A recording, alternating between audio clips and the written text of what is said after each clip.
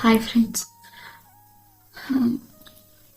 ನಂಗೆ ಮಾತ್ರ ಹೀಗಾಗಿದೆಯೋ ಅಥವಾ ನಿಮ್ಗಳಿಗೂ ಹೀಗಾಗಿದೆಯೋ ದಯವಿಟ್ಟು ಕಾಮೆಂಟ್ ಮಾಡಿ.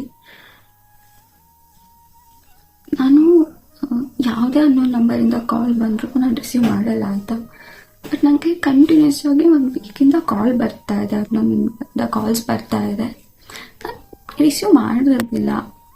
ಇವತ್ತು ಸಂಜೆ ಯಾರು ಇಷ್ಟು ಕಾಲ್ ಮಾಡ್ತಿದ್ದಾರೆ ಅಂತ ಹೇಳ್ಬಿಟ್ಟು ರಿಸೀವ್ ಮಾಡಿದೆ. ಅವ್ರು ಏನು ಹೇಳ್ತಾ ಇದ್ದಾರೆ ಗೊತ್ತಾ,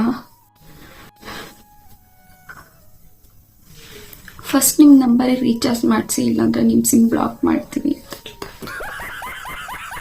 ನಿಮಗೂ ಇದಾಗಿದೆಯಾ ಫ್ರೆಂಡ್ಸ್?